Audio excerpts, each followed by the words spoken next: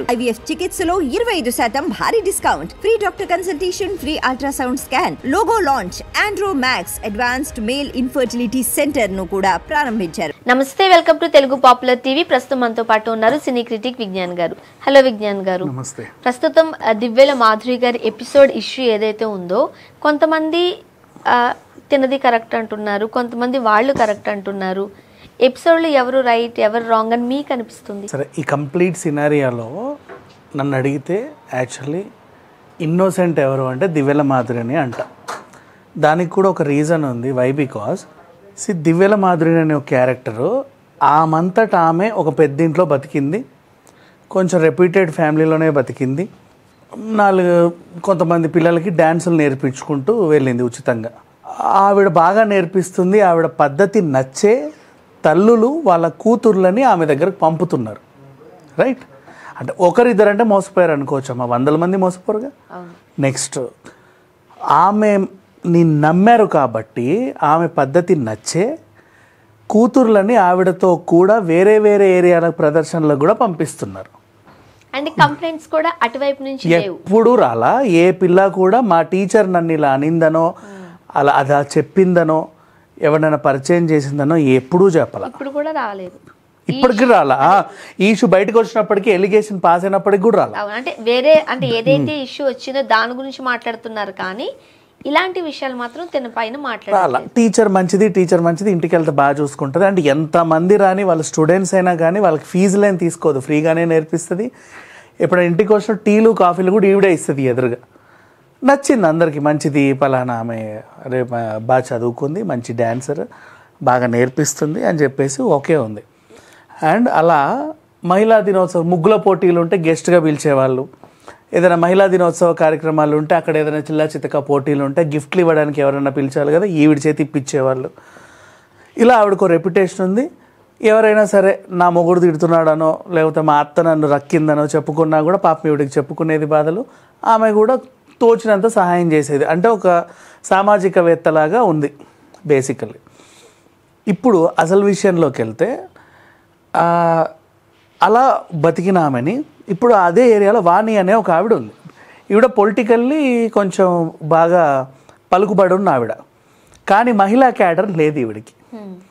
కొంచెం గయ్యాలి అనే ఒక పేరు ఉంది ఆ ఏరియాలో. అండ్ ఇప్పుడు ఏంటి, ఇప్పుడు వాళ్ళ హస్బెండ్ ఉన్నాడు, ఆయన ఎమ్మెల్సీ అయినా ఆయన పని ఈవిడే చేస్తుంది.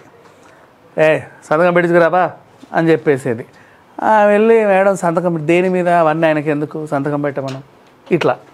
నెక్స్ట్, ఆయనకి పాపం గ్రెనైట్ బిజినెస్ ఉండేది. పోనీ ఆ బిజినెస్ ఏమైనా చూసుకున్నాడా అంటే, లేదా ఆ పెత్తనము ఈవిడదే. అందులోని గినేజర్లు పెట్టి ఈవిడే చూసుకునేది.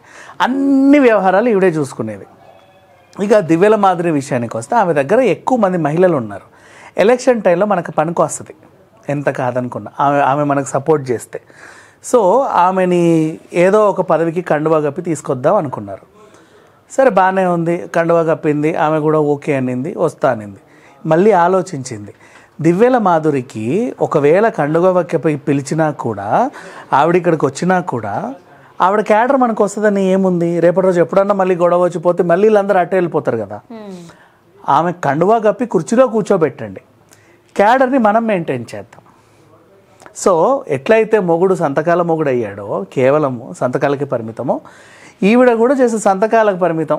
ఆ అధ్యక్షురాలు కూడా ఓకే చెప్పారు పలానా కార్యక్రమానికి అన్నట్టుగా ఆవిడ ఉంటుంది కుర్చీలో. వ్యవహారాలన్నీ మళ్ళీ ఆవిడ పని ఈవిడే చేస్తుంది. నెక్స్ట్ టైం ఎప్పుడన్నంటే పోతే ఈమె పోతుంది, వాళ్ళందరూ ఇటే ఉంటారు కదా. ఈమె మెయిన్ ఏంటంటే, ఆమె దగ్గర ఒక 2,000 మంది 3,000 మంది మహిళలు ఉన్నారు. ఆమె చెబితే ఒక 5,000 మంది ఓకే అనేవాళ్ళు ఉన్నారు. వాళ్ళ సపోర్ట్ ఈవిడకి కావాలి రాజకీయంగా, కాబట్టి ఆ మాధురిని తీసుకొచ్చింది. కాకపోతే ఇక్కడ ఈవిడ చేసిన తప్పేంటంటే, ఆ మాధురిని తీసుకొచ్చి ఇంట్లో ఖాళీకి కూర్చోపెట్టింది. ఈవిడ ఇలా ఖాళీకి కూర్చొని ఏం చేయాలో అర్థం కాక, ఎప్పుడెప్పుడు వస్తారా పేపర్లు, ఎప్పుడెప్పుడు సంతకాలు పెడదామా అని కూర్చుంది. అంటే అప్పటిదాకా బాగా ఒక బిజీ లైఫ్లో డ్యాన్సులు వేసుకుంటూ ఇంకేదో చేసుకుంటూ బిజీ గడిపిన మనిషి ఒక కండువా వేసి ఇక్కడ కూర్చోబెట్టారు. ఏం చేయాలో అర్థం కావట్లా, కాలు చేతులేమో ఆడట్లా. ఎందుకంటే మనం ఎప్పుడు అటు ఇటు తిరిగిన వాళ్ళం, అండ్ వాళ్ళతో వీళ్ళతో మాట్లాడిన వాళ్ళం. ఈవిడ ఇంకా అధ్యక్షురాలు అంటే రోజుకో 100 మందితో మాట్లాడతానేమో, ఇంకా నా వాక్చాతుర్యం పెరుగుద్దేమో అని ఆశపడి వచ్చా. ఈవిడేమో నువ్వు అధ్యక్షురాలువే, పెద్ద పోస్ట్ నీది, కూర్చో, జస్ట్ మిగతా పనులన్నీ కింద వాళ్ళు చేస్తారులే, మీరు కూర్చోండి అని చెప్పింది. సరే పోర్లే, పెద్ద పోస్ట్ బాగానే ఉంది కదా అని కూర్చుంది. ఇకపోతే ఇంట్లో ఖాళీగా ఉన్నారు కదా అని చెప్పేసి వీళ్ళిద్దరు మాట్లాడుకోవడం స్టార్ట్ చేశారు. బెస్ట్ ఫ్రెండ్స్ అయ్యారు.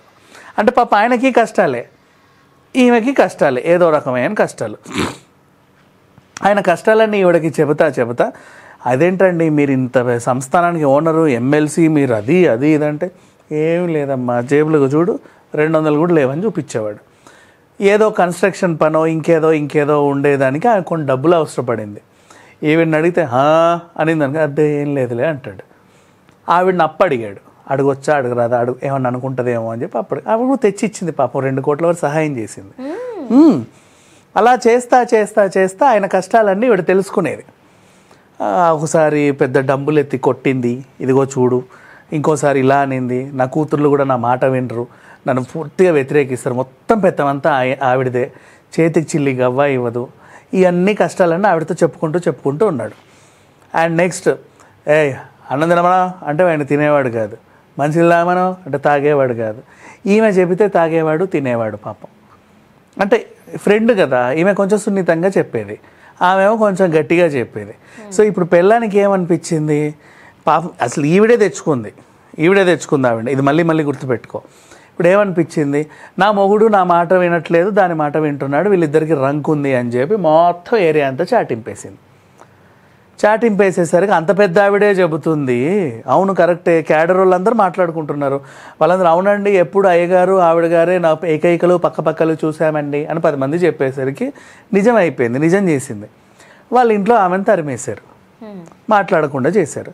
ఈమె ఏం చేసింది, ఫ్యాన్కు చున్నీ కట్టి, ఇదిగో స్టూల్ తంతున్నా నీ వల్లే, నీ భార్య వల్లే, నీ పిల్లల వల్లే నాకు ఈ దుస్థితి అని చెప్పేసి అనింది. వద్దొద్దమ్మా, నువ్వు ఆ చున్నీ తీసేయి, ఆ స్టూల్ మాకు, నీ 3 పిల్లలు భవిష్యత్తు ఏంగాను, ఇప్పుడు ఎక్కడా ఉండలేని అంటున్నావు కదా, అక్కడ రోడ్డు మీద కొంపు ఉంది, అందులోకి వెళ్ళి ఉండు అని చెప్పాడు. తర్వాత చున్నీ గిన్ని స్టూలు గీలు ఆలోచనలు పెట్టు. అంటే హస్బెండ్ పిల్లలతోనే ఉండేది ఆమె. వాళ్ళ హస్బెండ్ ఎన్ఆర్ఐ పాపం, మంచిగానే పెద్దిల్లు, బాగా ఉన్నత కుటుంబం వాళ్ళది. పిల్లల్ని వదిలి బయటికి రావాల్సిన పరిస్థితి లేదు. పిల్లలతో పాటు ఆత్మహత్య చేసుకుందాం అనుకుంది, ఇంకేం చేయాలో అర్థం కాక. ఆమెకేంది, ఒక కూతురుకి ఆల్రెడీ పెళ్ళయింది, ఇంకో కూతురు పెళ్లికి ఎదిగిన పిల్లలు ఉన్నారు. నా పిల్లలు ఇప్పుడిప్పుడే చిట్టి పిల్లలు, రేపటి రోజు సమాజంలో ఈ నింద చూస్తే ఏమనుకుంటారు. ఇంకా ఆవిడ వాళ్ళ పిల్లలకి డిఎన్ఏ టెస్ట్ చేయించండి, నా మొగుడుతోనే కడుపు తెచ్చుకుందని చెప్తుంది. సో ఇంత చండాలంగా వాగేసరికి పాపం ఆవిడకి బతకాలనిపిలా. నా కుటుంబం కారణంగా నువ్వెందుకు చనిపోవాలి, నీకు నీడని నేను ఇస్తాను అని ఒక ఇంట్లో అక్కడ ఉండమ్మ తల్లి అని ఆయన చెప్పాడు. సరే ఈవిడ అక్కడికి వెళ్ళింది. ఇక్కడేమో రోజు మనశ్శాంతి పోతా ఉంది. ఈయన కూడా తరచూ ఆమెకి ఒక ఫిలాసఫర్గా, గైడ్గా, అంటే మళ్ళీ అప్పుడు లేకుండే, ఫస్ట్ నిజంగా ఫ్రెండ్స్ ప్రామిస్ ఫ్రెండ్స్గానే ఫ్రెండ్స్. వీళ్ళు ఆవిడ అపార్థం చేసుకొని రంకంట కట్టిన తర్వాత ఇప్పుడు క్లోజ్ అయ్యారు. యాక్చువల్లీ 10 సార్లు నువ్వు దొంగవి అండి, 30 సార్లు నువ్వు దొంగవి అన్నాక, ఒకసారి దొంగతనం చేసినా నేను దొంగనే అంటారు, 30 సార్లు కూడా దొంగనే అన్నారు. చేస్తే ఉందని చేసేది, ఇది అంతే, సింపుల్గా చెప్పాలి అంటే. సో ఆవిడకి ఏమైంది, ఈయన కూడా ఇక్కడ బాధలు ఎక్కువ అయిపోయాయి. ఆయన ఫస్ట్, ఇప్పుడు ఆత్మహత్య చేసుకుంటానన్నావు నువ్వు నాతో, నేను ఆ ఇంట్లో ఉండమన్నాను, ఎప్పుడు ఎలాంటి ఆలోచనలు వస్తాయని రోజు 2 సలహాలు ఇచ్చి రావచ్చుగా. తరచూ వెళ్తూ వస్తా ఉన్నాడు. ఈవిడ ఏం చేసింది, ఇంకా గట్టిగా చాటింపేసింది. ఇతనితో కూడా గట్టిగానే రోజు టార్చర్ పెంచేసరికి ఈయన ఇక్కడి నుంచి ఖాళీ చేసి అక్కడే ఉండడం స్టార్ట్ చేశాడు. ఇంకా మొత్తానికి అంటే ఏమనేదంటే, లేకి నా కొడక, నువ్వెంత, నీ బతికెంత, బనీన్తో వచ్చావు, నేను నీకు పెట్టినప్పుడే ఇంకా నువ్వు ఇట్లా చేసావు. టార్చర్ తట్టుకోలేక వైఫ్ ఇంట్రడ్యూస్ చేసినప్పటికీ ఆమెతో ఈయన రిలేషన్ పెట్టుకున్న మాట వాస్తవమే. మరి ఏంటి ఫైనల్ గా ఏముంది, వీళ్ళిద్దరు మేము ఇది కలిసి ఉంటున్నారు ఒకే ఇంట్లో. మరి వాళ్ళ ఆయన ఏమనట్లేదు, వాళ్ళ హస్బెండ్ అక్కడ నుంచి అందరు వదిలేశారు ఆమెను, ఇంకా అయిపోయింది. అక్కడ కటిఫే, ఇక్కడికి వచ్చింది, ఈయనతో పాటు ఉండింది. ముందు రంకు భాగవతం లేదు కానీ అంటగట్టారు. సరే ఎలాగో అంటగట్టారు కదా సమాజంలోనే, తర్వాత వీళ్ళు కలిసి ఉండడం స్టార్ట్ చేశారు. సో ఇప్పుడు ఓవరాల్గా చెప్పాలి అంటే దీంట్లో ఇప్పుడు ఈమె ఇంకా ఎలా నిందలేస్తుందంటే, వాళ్ళ ఆవిడ ఆ స్కూల్ పిల్లలు డ్యాన్స్ చేసే పిల్లలకు కూడా ఈ చెడగొట్టేది పిచ్చి ఆలోచనలు చెప్పి అని చెప్పేసి చెప్తుంది. మరీ అంత నీచంగా ఏం లేదు. అండ్ ఎవరు కూడా ఇప్పటిదాకా కంప్లైంట్స్ ఇచ్చే దాఖలాలు లేవు యాక్చువల్లీ చెప్పాలంటే. సో దివ్యల మాధురి అనే ఎపిసోడ్ని మనం ఎలా ఎండ్ చేయొచ్చు అనుకుంటే, ఇందులో దువ్వాడ శ్రీనివాస్ తప్పు కూడా ఉంది. సరే ఎవరో వచ్చారమ్మా, నీ ఇంటికి వచ్చింది, మీ ఆవిడ తెచ్చుకొచ్చింది, రంకు పెట్టేసుకుంటావు, ఆవిడతో ఫ్రెండ్షిప్లు చేసేస్తావు, అవసరం లేదు కదా అట్లా. సరే ఇదే విషయమైనప్పటికీ ఓవరాల్గా కావాలని ఆమె తెచ్చుకుంది. ఎందుకు తెచ్చుకుంది? ఆమె దగ్గర మహిళా సపోర్ట్ ఉందని తెచ్చుకుంది. ఆ సపోర్ట్ను వాడుకొని ఈమెని దూరం పెట్టాలనుకొని ఇంట్లో పైన పెట్టింది. చేసిన తప్పేంటంటే అక్కడ మొగుడు ఖాళీగా ఉండ, ఈమె ఖాళీగా ఉండ, వీళ్ళిద్దరు బెస్ట్ ఫ్రెండ్స్ అయ్యారు. ఆ ఫ్రెండ్స్ కాస్త ఈడి దాకా వచ్చింది. యాక్చువల్గా అన్ని ఫ్యామిలీ ఇష్యూస్ అబ్బా, మాట్లాడడానికి లేదు. కాకపోతే వాళ్ళే వచ్చి బయటకు వచ్చి మాట్లాడడం వల్ల ఏం జరిగిందా అనేది తెలియాల్సిన పరిస్థితుల్లో. కానీ ఒక విషయంలో మాధురిని మెచ్చుకోవాలి. ఎందుకంటే అరగంటకు వస్తావా, గంట ఉంటావా అని ఆయన కూడా నేను కాదు అన్నాడు. శాంతితో బిడ్డకి తండ్రి అన్నా కూడా విజయసాయి రెడ్డి అబ్బో నేను కాదన్నాడు. ఇంకొక ఆయన డైరెక్ట్ వీడియో బయటకు వచ్చినా నా మొహం మార్ఫింగ్ చేశాడు అన్నాడు. ఇంకొకటి వాయిస్ బయటికి వస్తే నా గొంతుని ఏదో చేశారు, నేను కాదన్నారు. అందరూ ఖండించారు. కానీ మాధురి ఒక్కతే ధైర్యంగా అవును మేము శారీరకంగా కలిసాం, మేము కలిసే ఉంటాం, ఏం చేస్తాం అని అడుగుతుంది.